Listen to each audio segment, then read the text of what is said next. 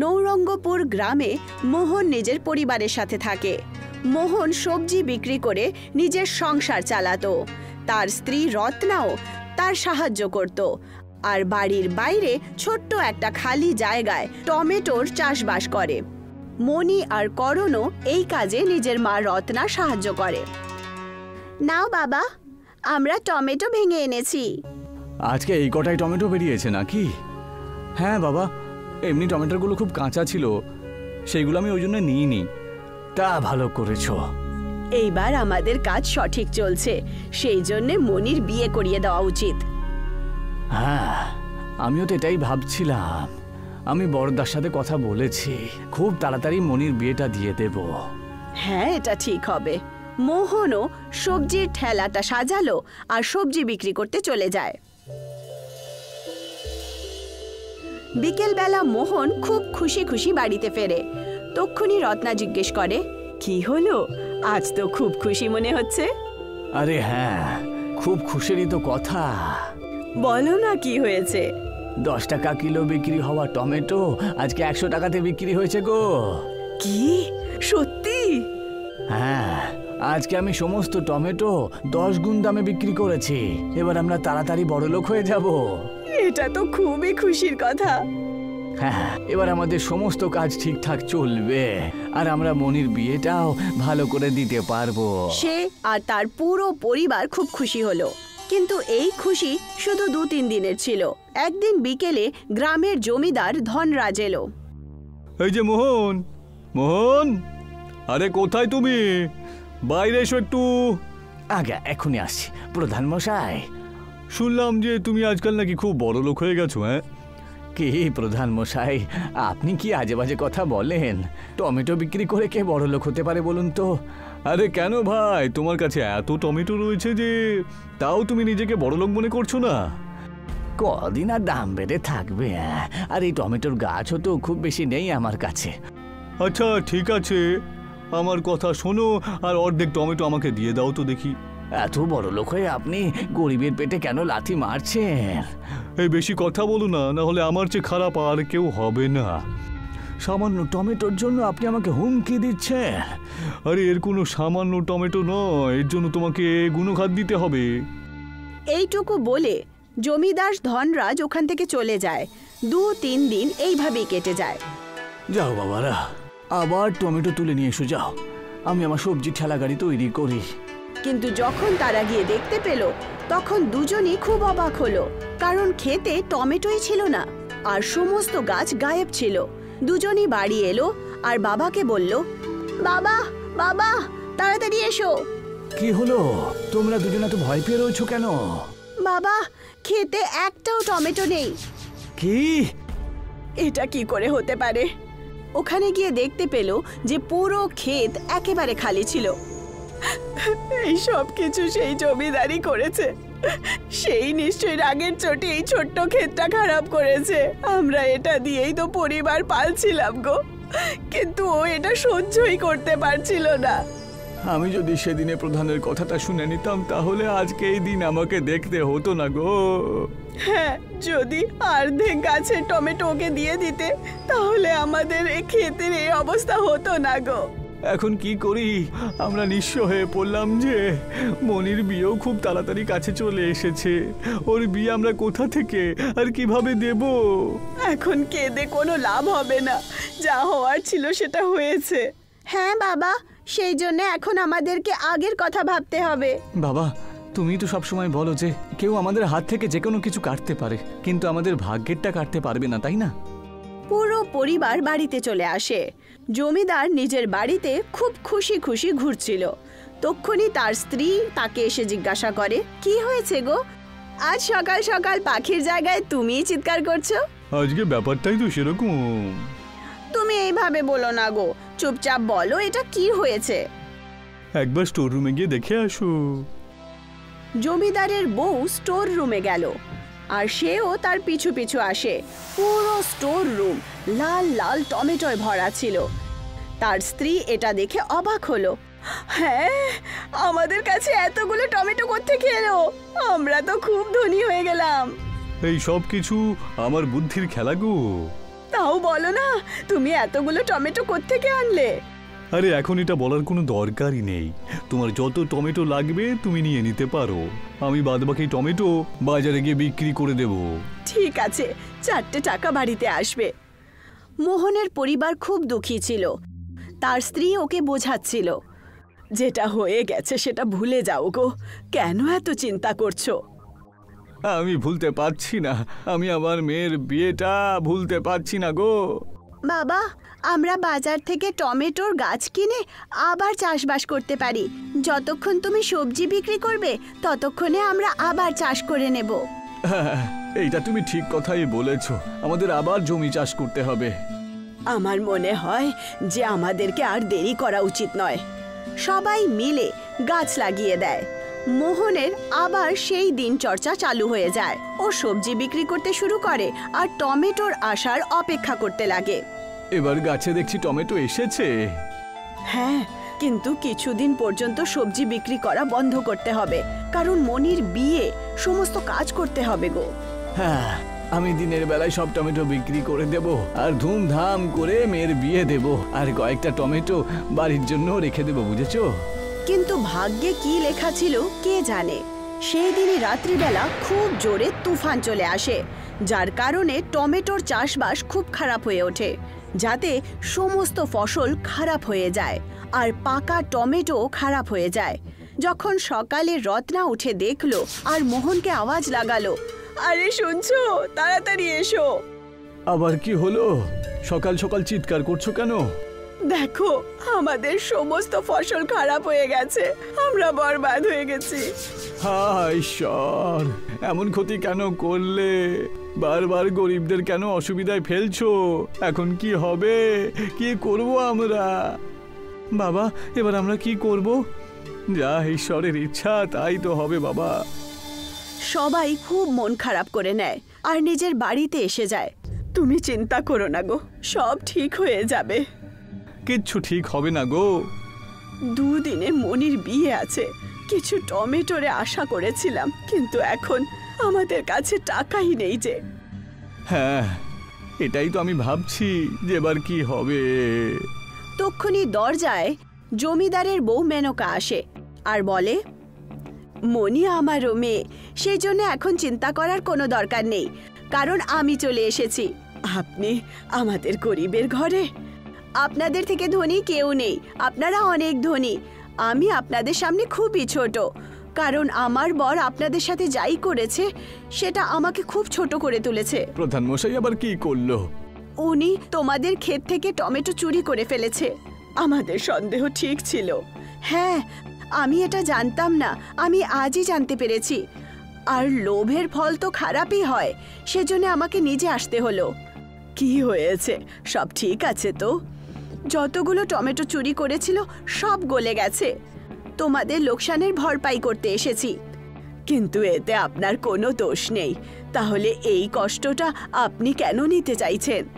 কিছু টাকা আপনি রেখে নিন। মনি এখন আমারও মেয়ে, আর তার বিয়ে খুব ভালো করে করান। মোহন আর রত্নার বারণ করা সত্ত্বেও মেনকা লোকসানের পয়সা দিয়ে দেয় আর ক্ষমা চেয়ে বাড়িতে চলে যায়। কি ভালো ইনি, সত্যি খুব ভালো। আর ওনার স্বামী দেখো কত বদমাস। ভগবান আমাদের সাহায্য করেছেন, এখন আমরা মনির বিয়ে ভালো করে করাবো। সবাই খুব খুশি হলো। পরের দিন সকালবেলা, আজকে আরো সবজি বিক্রি করে আসি, তাহলে কালকে আর যাবো না আমি। হ্যাঁ, কাল তো বিয়ে, কাল কি করে যাবে? মনি দরজা পর্যন্ত গেল আর চিৎকার করলো, মা, বাবা, তাড়াতাড়ি এসো, এটা কিরকম চমৎকার হয়ে গেল। দুজনই বাইরে গিয়ে দেখলো, তখন অবাক হলো, কারণ ওদের ছোট্ট ক্ষেতে টমেটোর বৃষ্টি হচ্ছিল। ওখানে অনেক বড় টমেটোর পাহাড় তৈরি হলো। এটা দেখে সবাই খুব খুশি হলো। কেউ ঠিক কথাই বলেছিল যে ঈশ্বর যখন দেয় সবকিছু উজাড় করে দেয়। হ্যাঁ, ভগবান আমাদের সততা আর প্রয়োজন দেখার পরই টমেটোর বৃষ্টি করিয়ে দিলেন।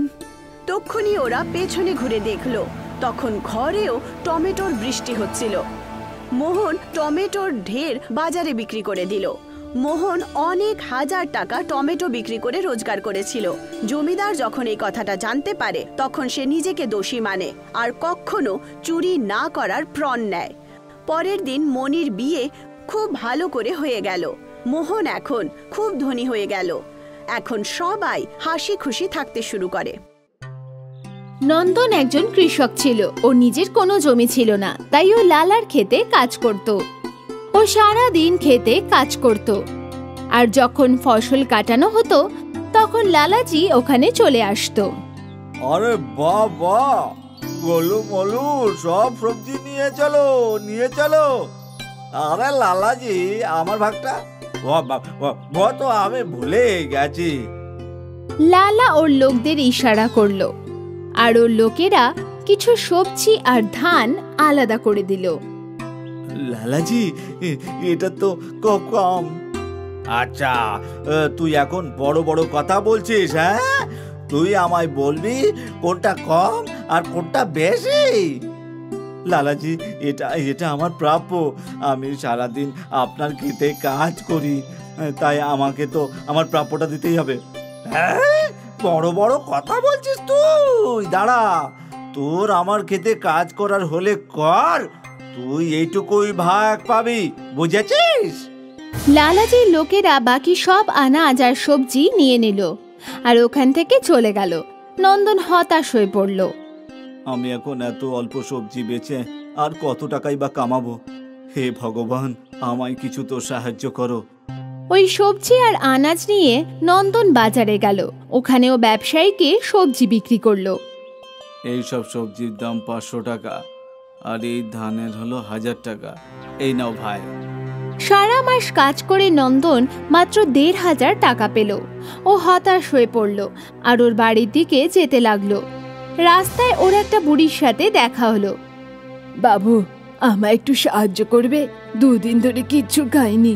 যদি তোমার কাছে কোনো খাবার থাকে তাহলে আমায় দাও।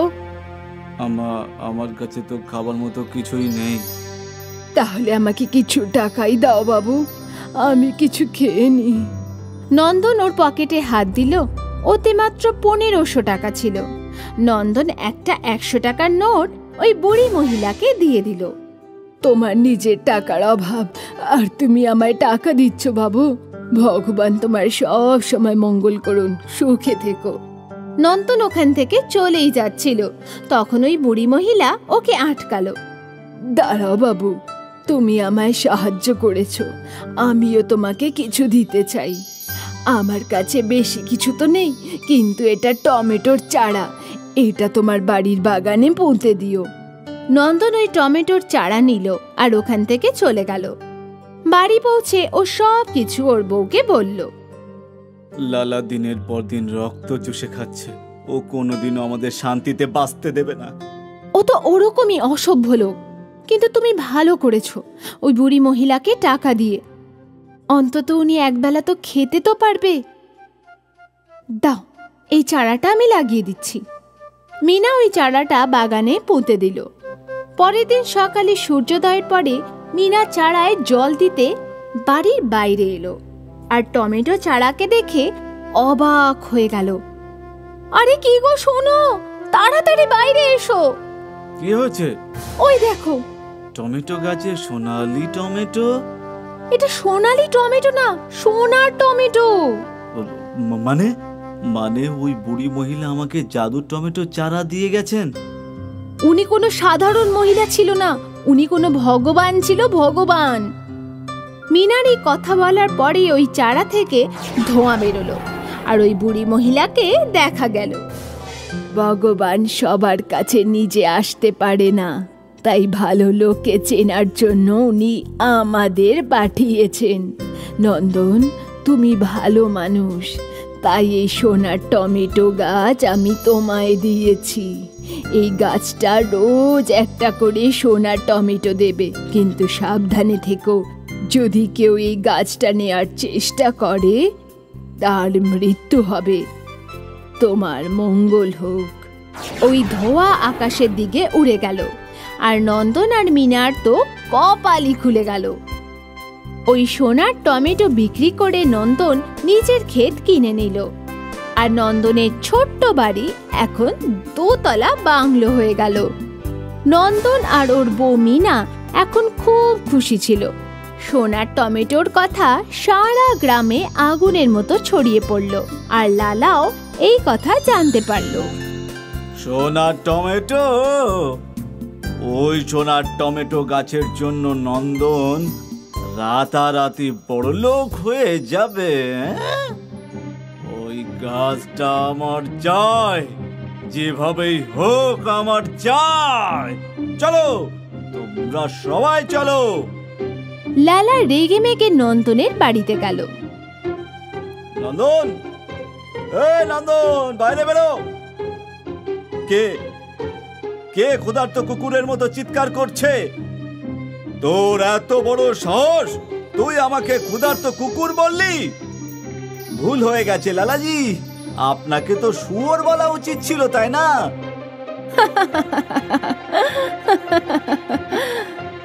হাসছিস, আমার ওপর হাসছিস? 2 পয়সা হয়েছে বলে তোমরা দুজন আমার মজা ওড়াচ্ছ? বলু বলু, নন্দনের বউকে ধরে ফেল। ভোলু মোলু তখনই মিনার হাত বেঁধে দিল। আরে আরে, এ কি করছো? চল আমাদের সাথে। ছেড়ে দাও আমায়। আমার বউকে ছেড়ে দে, ছেড়ে দে লালাজি। এইবার তো পথিক এসেছে পথে। তুই তোর বউকে যদি চাস তাহলে ওই সোনার টমেটো গাছ আমাকে দিয়ে দে আর বউকে নিয়ে নে। কিন্তু সাবধান থেকো, যে এই গাছটা তুলতে চাইবে তার মৃত্যু হবে। তোমার মঙ্গল হোক। নন্দনের বুড়ি মহিলার কথা মনে পড়ল, আর ওর মুখে হাসি ফুটল। আমি তোমাকে ওই গাছ দেব, কিন্তু তোমাকে নিজে ওই গাছটা মাটি থেকে তুলতে হবে। বাবা, হ্যাঁ ঠিক আছে ঠিক আছে, এটা আর কি বড় ব্যাপার। নন্দন লালাকে বাগানে নিয়ে গেল। ওই হলো সোনার টমেটো গাছ। বাবা বাবা, এখন এই গাছ পুরো আমার হয়ে যাবে। লালা যে গাছটা তোলার চেষ্টা করলো, মাটি থেকে গাছের লম্বা লম্বা শিকড় বাইরে বেরিয়ে এলো, আর লালার শরীরকে আঁকড়ে ধরলো। আরে আরে, কি বলু, আমায় বাঁচা বাঁচা বাঁচা বাঁচা, আমায় বাঁচা। লালাকে বাঁচানোর জন্য ওর চেলারা এলো, আর গাছের শিকড় ভোলু মোলুকেও আঁকড়ে ধরলো। বাঁচাও, আরে বাঁচাও বাঁচাও। আরে লালা, তোর জন্য আমরাও ফেসে গেলাম, বাঁচাও। গাছের শিকড় লালার সাথে সাথে ভোলু মোলুকেও মাটিতে ঢুকিয়ে নিল। আর আমাদের কেউ বিরক্ত করবে না। একদম। লালার মৃত্যু হলো, আর সেদিনের পর থেকে নন্দন আর মিনার পাশাপাশি গ্রামবাসীদের জীবনেও শান্তি ফিরে এলো। সবাই লালার হাত থেকে মুক্তি পেল। নন্দনের সোনার টমেটো গাছ ওকে তো বড়লোক বানালোই, পাশাপাশি ও লালার মতো খারাপ লোককেও শেষ করলো।